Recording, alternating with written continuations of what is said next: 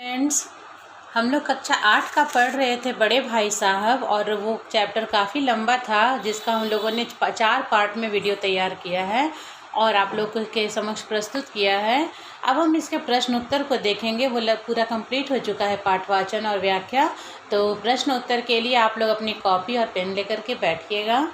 तो हमारा जो पहला आज क्वेश्चन है बड़े भाई साहब पाठ का, वह हमारा प्रश्न है कि लेखक के बड़े भाई अपने दिमाग को आराम देने के लिए क्या करते थे।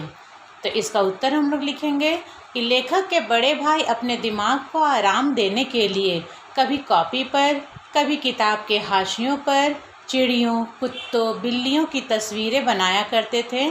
कभी कभी एक ही नाम या शब्द या वाक्य 10-20 बार लिख डालते थे। प्रश्न संख्या 2 हमारा कहता है कि लेखक के भाई ने लेखक के सामने पढ़ाई का कैसा चित्र खींचा। तो इसका उत्तर हम लोग लिखेंगे कि लेखक के भाई ने लेखक के सामने पढ़ाई को लेकर बहुत ही भयानक चित्र खींचा, जिसमें उन्होंने कहा कि पढ़ाई के लिए दिन रात आंखें फोड़नी पड़ती है और खून जलाना पड़ता है, तब कहीं जाकर यह विद्या आती है।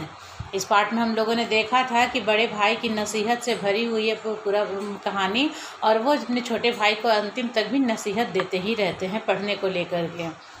प्रश्न संख्या 3 हमारा यहाँ पर है कि समझ किताबें पढ़ने से नहीं आती, दुनिया देखने से आती है। इस कथन को किसी एक उदाहरण देकर सिद्ध कीजिए। तो इसका उत्तर होगा कि इस कथन को एक उदाहरण के द्वारा समझा जा सकता है। हमारे घर के बड़े बुजुर्ग जो बहुत पढ़े लिखे नहीं होते हैं, फिर भी उनकी समझदारी से घर की विधि व्यवस्था और अनुशासन बने रहते हैं। उनके सामने हमारी पढ़ाई लिखाई भी छोटी पड़ जाती है। इसलिए यह कथन बिल्कुल सत्य है कि पढ़ाई लिखाई करने से नहीं बल्कि दुनिया देखने से ही समझ बढ़ती है। प्रश्न संख्या 4 है कि लेखक के बड़े भाई ने परीक्षा में सफलता के लिए क्या क्या किया। आप परीक्षा की तैयारी किस प्रकार करते हैं। तो इसमें हम उत्तर इसका लिखेंगे कि लेखक के बड़े भाई सफलता प्राप्त करने के लिए एक ही कक्षा में 2-2, 3-3 साल रह जाते थे तथा टाइम टेबल बना करके वह अपनी पढ़ाई करना पसंद करते थे और खेलने कूदने के लिए भी बाहर नहीं जाते थे। और आप अपनी परीक्षा की तैयारी किस प्रकार करते हैं, इसका उत्तर होगा कि मेरे लिए पढ़ाई के साथ साथ खेलकूद भी ज़रूरी है, इसलिए मैं दोनों पर ध्यान दूंगा।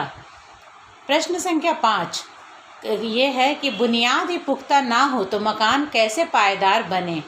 इस पंक्ति का भाव स्पष्ट कीजिए।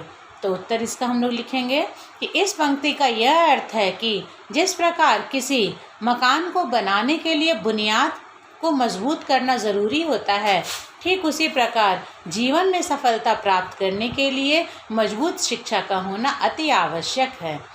ये हमारे 5 प्रश्न उत्तर थे बड़े भाई साहब से लिया गया था, और इसके लेखक का नाम हम लोग जानते हैं कि प्रेमचंद हैं, जिन्हें उपन्यास सम्राट भी कहा जाता है। तो ये हमारे क्वेश्चन आंसर्स यहाँ कंप्लीट होते हैं। लेकिन हम लोग जैसा कि हर चैप्टर में करते आ रहे हैं कि 10-10 कम से कम 10 प्रश्न भी ऑब्जेक्टिव टाइप का मल्टीपल चॉइस क्वेश्चंस हम लोग तैयार करते हैं। तो हमने यहाँ भी तैयार किया है, उसे भी हम लोग देख लेंगे। पहला सवाल है कि बड़े भाई साहब पाठ के लेखक का क्या नाम है। तो उत्तर बहुत ईजी है, उत्तर है इसका प्रेमचंद। दूसरा प्रश्न है बड़े भाई साहब कितने साल के बड़े थे लेखक से। तो इसका उत्तर होगा 5 साल। तीसरा प्रश्न है किसने कहा अंग्रेज़ी पढ़ना कोई हंसी खेल नहीं है। तो इसका उत्तर होगा बड़े भाई साहब ने।